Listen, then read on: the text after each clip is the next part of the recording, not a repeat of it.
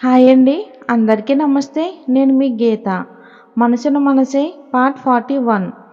Lawyer దగ్గర నుండి నవీన్ రాధ ఇద్దరు ఇంటికి స్టార్ట్ అవుతారు. దారిలో రాధతో నవీన్తో రాధ ఏమీ మాట్లాడుకోరు. కాసేపటికి ఇంటికి చేరుకున్నారు. నవీన్ని చూడగానే సుజి ఎదురుగా వెళ్ళి నవీన్ అప్లై చేసేసారని అడుగుతుంది. రాధా మంచినీళ్ళు తాగుతావా అని సంజయ్ అడుగుతాడు. పర్లేదు సంజయ్ గారు, నేను వెళ్ళి తాగుతాను అని కిచెన్లోకి వెళ్తుంది. సుజీ వచ్చిన వాళ్ళని గుమ్మంలోనే నిలబెట్టి ప్రశ్నలు అడగడం మాని ఇంట్లోకి రానివ్వు అని సంజయ్ అంటాడు. రాధా నవీన్ ఎప్పుడెప్పుడు విడిపోతారా అని ఎదురు చూస్తున్నట్టుగా ఉంది. అంత తొందర ఎందుకు? ఏదైనా టైం వస్తే ఏదీ ఆగదు. నీ కాపురం కూల్చుకున్నది కాకుండా ఇతరుల లైఫ్ కూడా ఎటు కాకుండా చేస్తున్నావని సంజయ్ అంటాడు.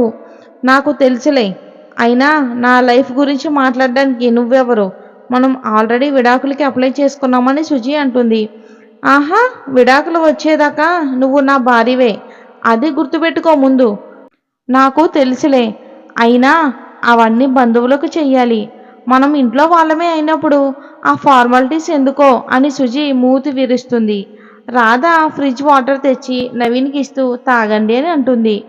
నవీన్ వాటర్ తీసుకుని తాగి టేబుల్ మీద బాటిల్ పెడతాడు. సుజి నవీన్ పక్కనే కూర్చుంటుంది. చెప్పు నవీన్, ఏంటి విషయం? ఏముంది?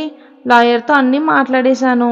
రేపు ఏం కావాలో అన్నీ వాట్సాప్ చేస్తాను, పంపించమని చెప్పారు. ఇంకా సరే అని వచ్చేసాం. అవునా, ఒకేలా అయితే. నీ ఫోన్ కలవలేదంట, అనిల్ కాల్ చేశాడు, ఒకసారి మాట్లాడు అని చెప్పి సుజి రూమ్లోకి వెళ్ళిపోతుంది. రాధా వంట పనిలో పడిపోతుంది. నవీన్ అనిల్తో మాట్లాడాక అమూల్య ఫోన్ తీసుకుని రాధకి ఇవ్వమని చెప్తుంది. నవీన్ లేచి కిచెన్లోకి వెళ్ళి రాధా, అమూల్య నీతో మాట్లాడాలి అంట అని ఫోన్ ఇస్తాడు. రాధా ఫోన్ తీసుకుని హలో అమూల్య, బాగున్నావా అని అడుగుతుంది. అబ్బా రాధా, అవన్నీ తర్వాత కానీ స్త్రీ అనిల్కి కాల్ చేసింది. నీ పూర్తి బాధ్యత నేనే తీసుకుంటున్నాను. సాన్వికి కుదరదంట కదా అని అమూల్య అంటుంది. అవును అమూల్య, వాళ్ళ అమ్మతో ఏదో ఫంక్షన్కి వెళ్తుంది అని రాధా చెప్తుంది. సరే, కాసేపటికి స్టార్ట్ అవుతాం. లంచ్ చేసి కాసేపు ఆగి స్టార్ట్ అవుదాం అని అమూల్య అంటుంది. అలాగే అమూల్య అని రాధా ఫోన్ పెట్టేసి ఏవండి మీ ఫోన్ అని తిరిగిచ్చేస్తుంది. నవీన్ ఫోన్ తీసుకుని వెనక్కి తిరిగాడో లేదో రాధా కూరగాయలు కట్ చేస్తూ వేలు కోసుకుంటుంది. ఒక్కసారిగా అబ్బా అని అనడంతో నవీన్ వెనక్కి తిరిగి చూశాడు. రాధా వేలికి బ్లడ్ చూసి చిన్నదే కదా, చూసుకుని జాగ్రత్తగా కట్ చేయి రాధా అని నవీన్ వెళ్ళిపోతాడు. రాధా చేతికి తగిలిన గాయం కన్నా నవీన్ ప్రవర్తనతో మనసుకు తగిలిన గాయమే నొప్పిగా అనిపిస్తుంది. మధ్యాహ్నం భోజనాల టైంకి అనిల్ అమూల్య ఇంటికి వచ్చేస్తారు. హాయ్ అమూల్య, ఏంటి అప్పుడే వచ్చేసావు?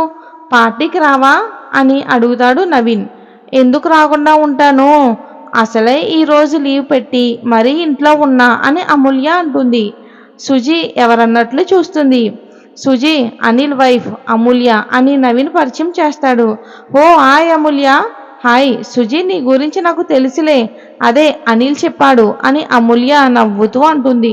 ఓ, ఏం చెప్పాడు అనిల్? గుడ్గానా ఆర్ బ్యాడ్గానా అని సుజి కళ్ళు ఎగరేస్తుంది.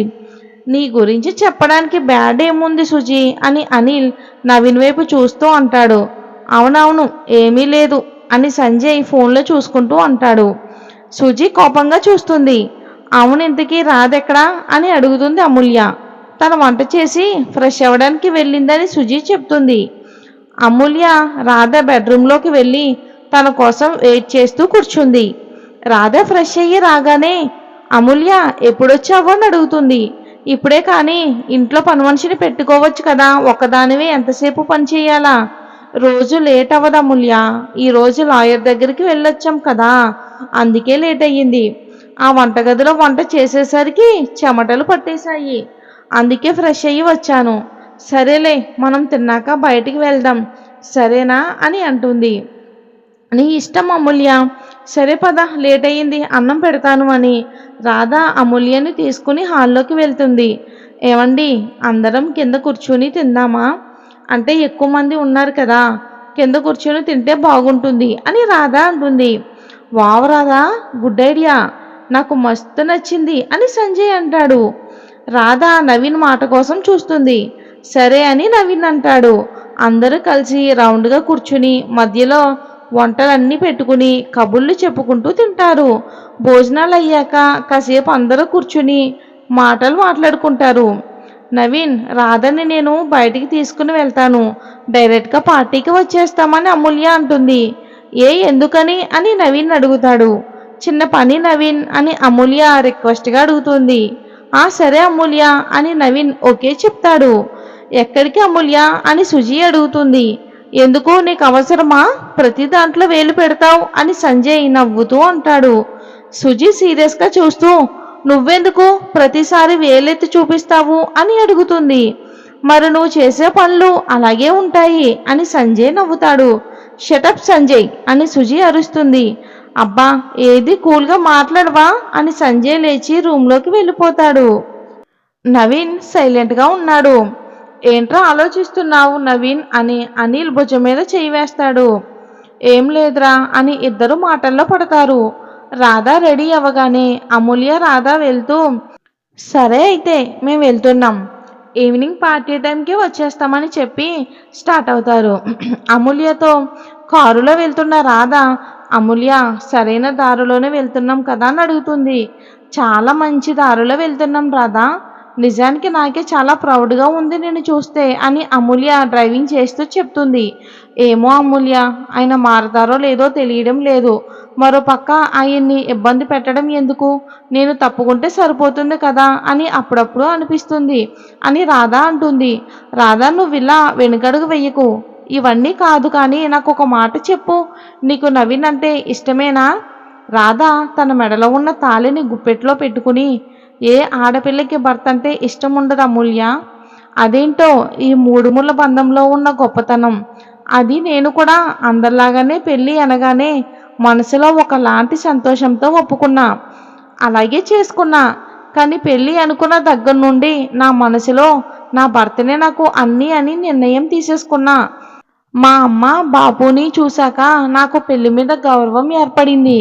అమ్మకి పక్షవాతం వచ్చినప్పుడు బాబు ఎప్పుడు అమ్మని వదిలేయాలి అని అనుకోలేదు సరికదా, మరింత ప్రేమగా చూసుకున్నాడు. నేను అంతే, ఆయనకు ఉన్న జబ్బు అదే, పల్లెటూరు అంటేనే ఇష్టపడకపోవటం. దాన్నే ఆయన ఆలోచనల నుండి తీసేస్తే ఆయనకి నచ్చుతానేమో అని చూస్తున్నా. చూద్దాం మరి ఏం జరుగుతుందో. ఏం చూడక్కర్లేదు, తప్పకుండా నవీన్కి నువ్వు నచ్చే తీరుతావు అని అమూల్య అంటుంది. ఇది ఫ్రెండ్స్ కథ. నెక్స్ట్ భాగంలో ఏం జరిగిందో తెలుసుకుందాం. మరి నవీన్ రాధల ప్రేమ కథ ఎంతవరకు వెళ్తుంది? డైవర్స్ వరకు వెళ్తుందా, లేదంటే ఇద్దరు జీవితాంతం కలిసి ఉంటారా అనేది వచ్చే పార్ట్స్లో చూద్దాం. స్టోరీ నచ్చితే లైక్ చేసి ఛానల్ని సబ్స్క్రైబ్ చేసుకోండి.